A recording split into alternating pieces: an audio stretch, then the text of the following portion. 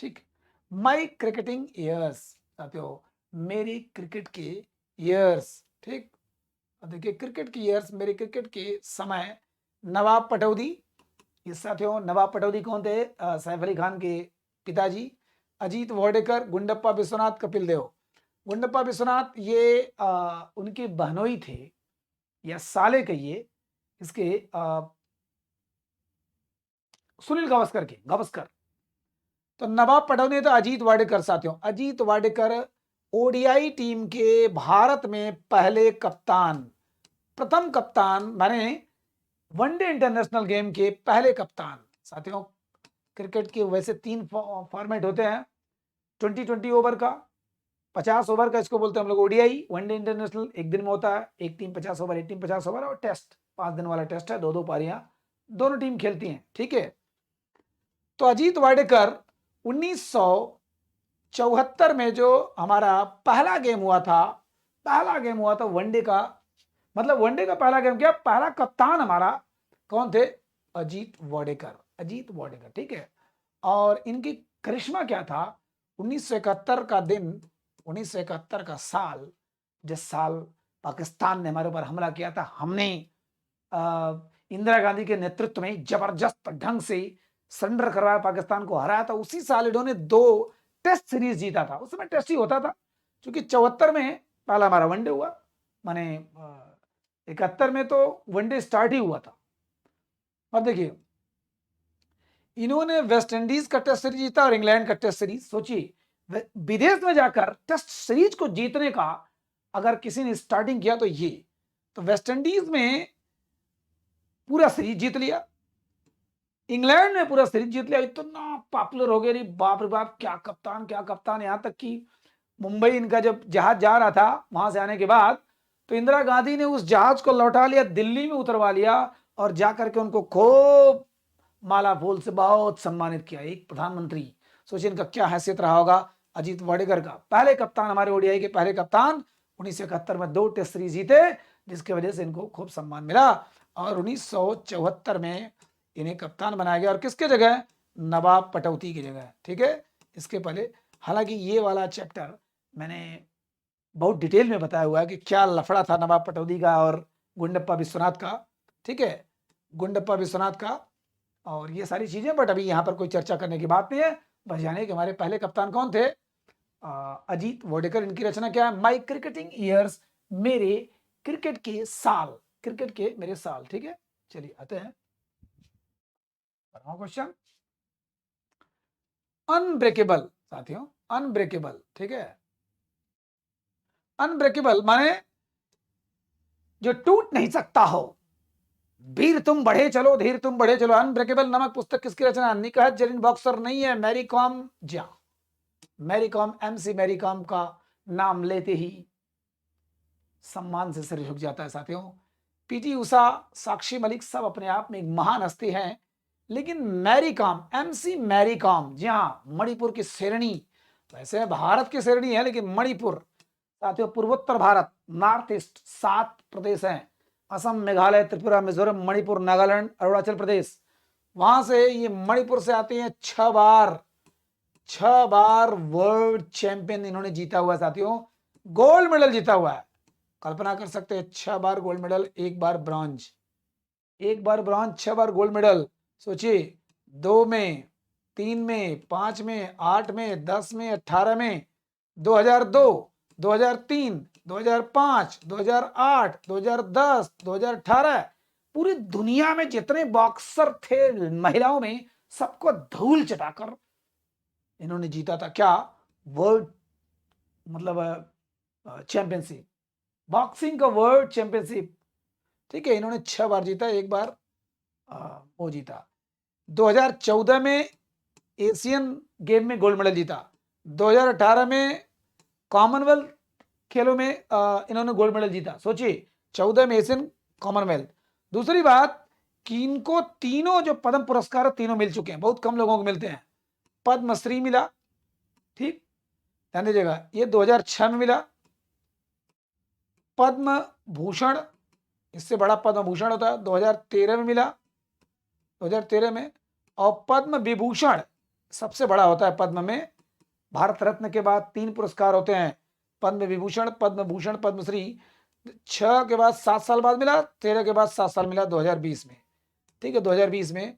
तो ये पद्म विभूषण मिला, ठीक 2006, 2013, 2020। सोचिए कितनी महान खिलाड़ी रही हैं हमारी। और वैसे तो चैंपियनशिप भी जीता है, ठीक है, एशियन चैंपियनशिप कई बार जीता है, ठीक है, एशियन चैंपियनशिप भी कई बार जीता है। लेकिन जो ये वर्ल्ड चैंपियनशिप है, ये बेहतरीन चीज है, गजब का, 6 बार वर्ल्ड चैंपियन रही है, वर्ल्ड चैंपियन। और 2014 में एशियन गेम और 2018 में का कॉमनवेल्थ गेम, ठीक, इन्होंने जीता हुआ है। और पद्मश्री, पद्म भूषण, पद्म विभूषण सब अवार्ड पा चुकी है ये।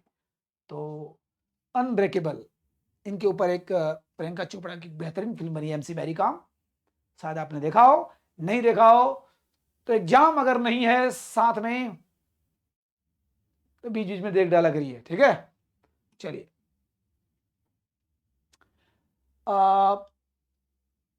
The test of my life साथियों, the test of my life, क्या गजब का टेस्ट ऑफ माई, मेरे जीवन का टेस्ट, ये वही लिख सकता है जिसने कुछ झेला हो, जिसने बहुत बड़ी बड़ी प्रॉब्लम्स को सहा हो। इसको लिखा है हमारे महान खिलाड़ी युवराज सिंह ने। युवराज सिंह, जोगराज सिंह के पुत्र युवराज सिंह, एक ऐसा सरदार हमारे देश का। देखिए खेमा होता है, सचिन का खेमा अलग था, गांगुली का खेमा अलग था, सबका अलग खेमा होता है। सब लोग एक दूसरे को पसंद करते हैं, एक दूसरे को नापसंद करते हैं। मतलब एक समय था कि लोग ज्यादातर एक खेमा में बात करते थे, लेकिन युवराज सिंह, राहुल द्रविड़, कुछ ऐसे नाम है जिनको सारी दुनिया पसंद करती है, कोई खेमा नहीं है। तो युवराज सिंह इतना बेहतरीन 2011 में जिस समय इन्होंने वर्ल्ड कप जीता था और अपने कंधे पर सचिन को बैठाकर पूरे ग्राउंड का चक्कर लगाया, तो वो अपने आप में एक गजब का अनुभव था। इनको कैंसर हुआ, उस कैंसर पीरियड में इन्होंने वो फील किया। सोचिए, जिस जो आदमी अपने पीक पर हो, कैंसर हो जाए और उसके बाद लगे कि हमारा करियर के साथ साथ जीवन भी खत्म हो रहा है, बट किस ढंग से इस आदमी ने जिजीविषा रखा, जीने की ताकत रखी, टेस्ट ऑफ माई लाइफ, और उसके बाद सफल हुए, जिंदा हुए। उसके बाद अच्छा खासा फिर से आईपीएल में योगदान दिया, 6 बॉल पे 6 छक्का मारने वाला अंतर्राष्ट्रीय क्रिकेट में, ध्यान दीजिएगा। तो बहुत rarest of the rare Yuvraj Singh. Yuvraj Singh, अब इनके बारे में क्या बताया जाए, बस जान लीजिए टेस्ट ऑफ माई लाइफ याद रहेगा, टेस्ट ऑफ माई लाइफ, मेरे जीवन का टेस्ट, ठीक है। चलिए 14, how I play gold, sorry ये गोल्फ है, ठीक है, गोल्फ। गोल्फ गोल्फ आपने देखा होगा, जो अगर आपने नवाजुद्दीन सिद्दीकी की फ्रीकी अली मूवी देखी होगी तो गोल्फ से जो टेक्निकलिटी होती है, उसके टेक्निकल चीजों से आप काफी अच्छे परिचित होंगे। अदरवाइज आपने देखा होगा पहाड़ों पर ही गोल्फ होता है, जहां पर ये ऊंचा नीचा हो, है ना, एक छोटी सी बॉल होती है, उसको मारते हैं, इतनी दूर से लोग मारते हैं, उसके बाद उस होल के पास जाता है, कुछ राउंड में होता है ना, उसका मेजरमेंट अगर आपने पढ़ा होगा तो जानते होंगे। तो how I play golf, golf का जब भी नाम आता है, भले ही और लोगों ने उनसे ज्यादा चीजें जीता हो, लेकिन एक नाम बड़ा मशहूर है, टाइगर वुड साथियों, अमेरिका के टाइगर वुड। इनका नाम मैं बचपन से सुनता चला आ रहा हूं, अब तो मान लीजिए बहुत दिन हो गया संन्यास लिए हुए। हाउ आई प्ले गोल्फ, कैसे मैं गोल्फ खेलता हूं या खेलता था, या जैसे कहिए, ठीक, टाइगर वुड महान खिलाड़ी, 79 WTA वर्ल्ड, हाँ,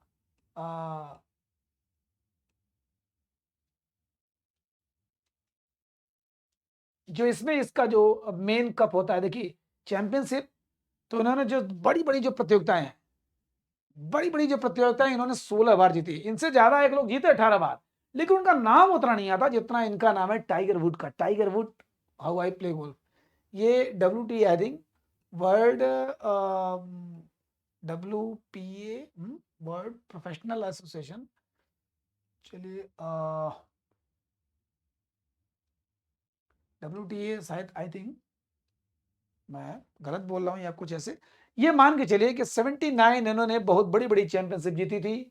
जो वर्ल्ड के सबसे बड़े जो मेजर जो गेम होते हैं, मेजर जो चैंपियनशिप होती है, जो ट्रॉफी होती है, उसको 16 बार जीता था।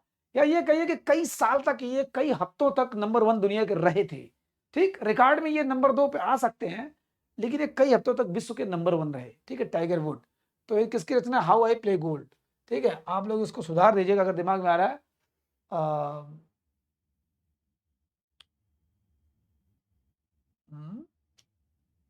Golf association world tour, WTA I think ऐसे ही है समथिंग, ठीक है। देखिए जब एक बार कोई चीज मिस हो जाता है तो वो फिर दिमाग में आता नहीं तुरंत ऑन द स्पॉट। चलिए, गोल्डन ईयर, गोल्डन ईयर किसकी रचना है? यह है गोल्डन गोल्डन गर्ल या गोल्डन ईयर है जी हाँ। गोल्डन गर्ल किसको कहा जाता है? पायोली एक्सप्रेस किसको कहा जाता है? पायोली एक्सप्रेस माने पीटी उषा, ठीक है। पीटी उषा केरला की महान खिलाड़ी, आपको पता होगा साथियों, 2-3 इनका रिकॉर्ड पता चल जाए, ठीक है। नाम इनका है पीटी उषा। कौन ऐसा होगा जो इस परी को नहीं जानता होगा? उड़न परी हम लोग जानते हैं, गोल्डन गर्ल जानते हैं हम लोग, फ्लाइंग गर्ल जानते हैं, गोल्डन ईयर, गोल्डन ईयर ये बुक है। तो पीटी उषा की, इनका 2 नाम मशहूर है, मतलब 2 सन 1984 और 1985 और 1986, 3 मान लेते। तो ये लॉस एंजलिस में ये ओलंपिक हुआ था, ओलंपिक लॉस एंजलिस में, ठीक है। ये यहाँ पर सेकंड के 100वें हिस्से से चूक गई थी गोल्ड मेडल लाना, मेडल लाना, कोई भी मेडल लाना। माने हमारे देश की पहली महिला थी जो इंडिविजुअल लाने जा रही थी, क्योंकि 1980 में हमारा आखिरी हॉकी में ओलंपिक स्वर्ण पदक मिला, उसके बाद कुछ मिला नहीं। फिर 84 में ये अकेले बूते सारा कुछ जीतते हुए, उसके पहले बहुत चीजें जीतते आ रही थी, लेकिन 84 में सेकंड के कुछ हिस्से से, सेकंड की फ्रैक्शन ऑफ सेकंड्स में चूक गई, और वो चूक तो गए, लेकिन उसके बाद 85 में एशियाई चैंपियनशिप हुआ। इसमें इन्होंने 5 मेडल जीता, 5 गोल्ड मेडल जीता, ठीक है। 100 मीटर में, 200 मीटर में, 400 मीटर में, 400 मीटर बाधा दौड़ में और 400 मीटर रिले रेस में, 400 गुड़े 4, ठीक है, 4 गुड़े 400 रिले रेस में इन्होंने 5-5 गोल्ड मेडल जीता। यहां पर तो केवल एक बार चुकी थी, मतलब सेकंड से चुकी थी। और 86 में जो एशियन गेम हुआ, ये एशियाई चैंपियनशिप था, एशियन गेम जो हुआ, ठीक है, इसमें ये 4 गोल्ड मेडल लाती है साथियों। 200 में, 200 मीटर में, 400 मीटर में, 400 मीटर बाधा दौड़ में, हर्डल रेस में, और 4 गुड़े 400 रिले रेस में, ठीक। 4 मेडल यहां पर लाती है, माने एशियन गेम में 4 गोल्ड मेडल, एशियाई चैंपियनशिप में 5 गोल्ड मेडल।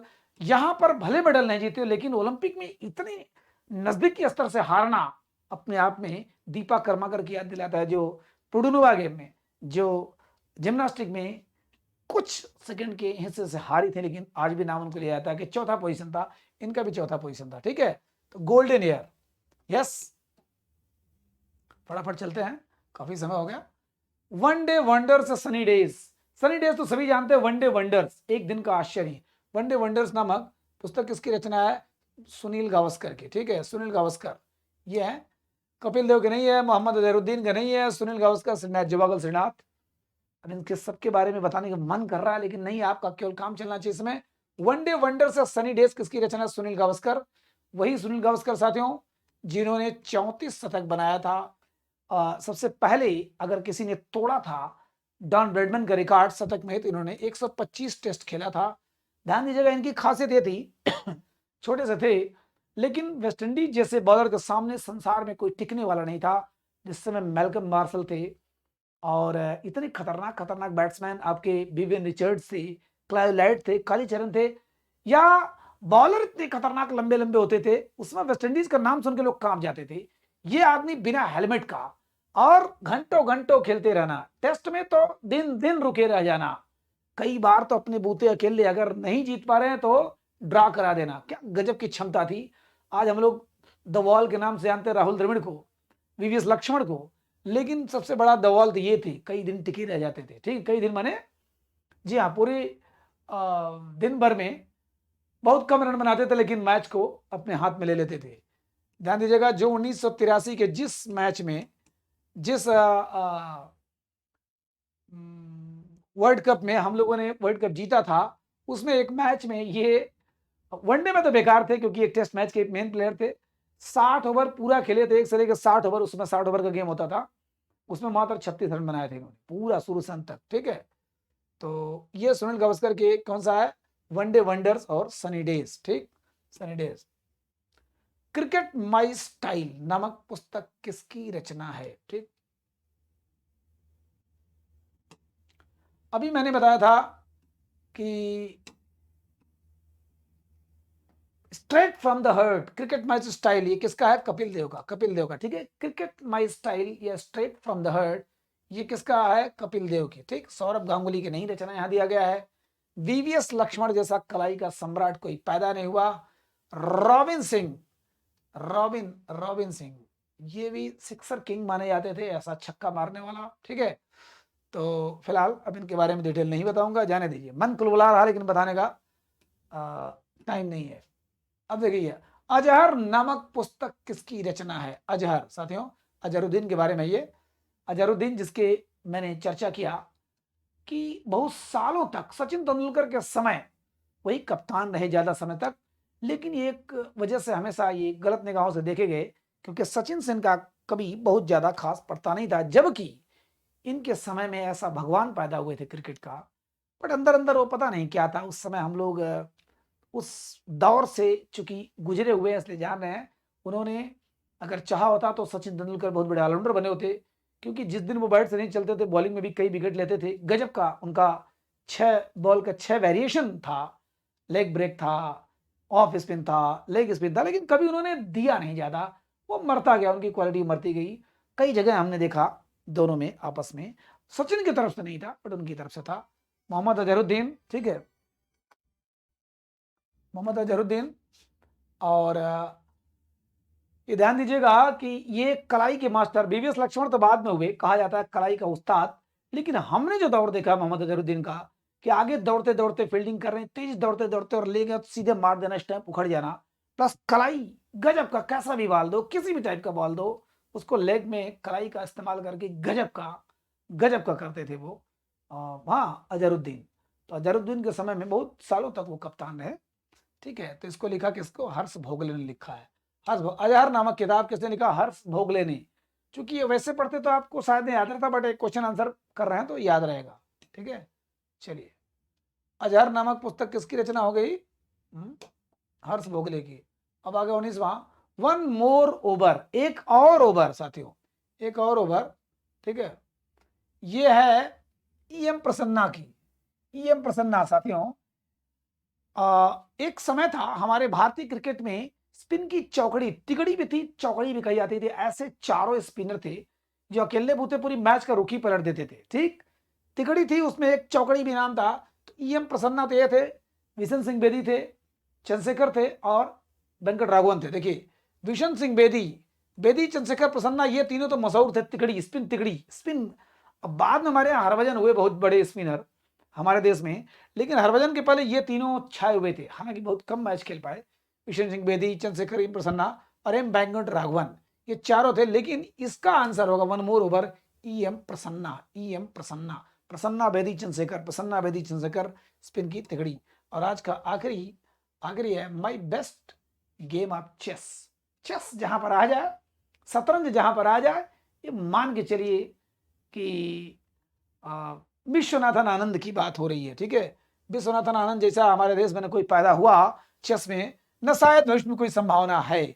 लेकिन चूंकि records are always made to be broken, record हमेशा बनते हैं टूटने के लिए, तो ये ध्यान दीजिएगा। चलिए, आज का क्या है? My best games of chess. ये क्या विश्वनाथन आनंद ने हमारे देश में सबसे पहली बार कि ये 6 बार, ध्यान दीजिएगा, 6 बार ये चेस ऑस्कर अवार्ड जीते थे। चेस ऑस्कर, कल्पना कर सकते हैं, एक बार जीतने में पूरा जीवन लग जाता है। 5 बार ये वर्ल्ड चैंपियन रहे थे, ठीक है। 5 बार ये वर्ल्ड चैंपियन रहे थे, 5 बार। अब इसको ध्यान दीजिए, 6 बार जीते थे, कब कब? 97, 98, 3, 4, 7, 8, 1997, 98, 2003, 4, 2007, 8। इसके बाद तो इनका फिर पतन, डिग्रेडेशन हुआ। लेकिन 6 बार ऑस्कर का, 5 बार इन्होंने वर्ल्ड कप प्लस फिडे का चैंपियनशिप जीता। मतलब इन्होंने कई बार कंप्यूटर को हराया। दुनिया का सबसे बड़ा गैरी कास्परोव को कई बार हराया, कास्परोव। वैसे चेस में हमेशा से रशियन बहुत चैंपियन रहे हैं, अनातोली कार्परोव, गैरी कास्परोव, अब इस मैग्नस कार्लसन, ये जो है। लेकिन सबका बाप साबित हुए थे कौन? विश्वनाथन आनंद। एक समय था, एक जलवा था, जलजला था। और इनको भी साथियों तीनों चीज मिला हुआ है, पद्मश्री, पद्म भूषण पद्म विभूषण। ध्यान दीजिएगा, एमसी मैरी कॉम की तरह इनको भी तीनों मिला हुआ है। और 1991 में जिस समय आपका मेजर ध्यानचंद रत्न अब अवार्ड हो गया, लेकिन राजीव गांधी खेल रत्न अवार्ड जब शुरू किया गया था पहला, तो इन्हीं को मिला था। किसको? विश्वनाथन आनंद को। विश्वनाथन आनंद को राजीव गांधी खेल रत्न पुरस्कार सबसे पहला पाने वाला ये थे। तीनों पद्म पुरस्कार विजेता है, पद्मश्री, पद्म भूषण, पद्म विभूषण।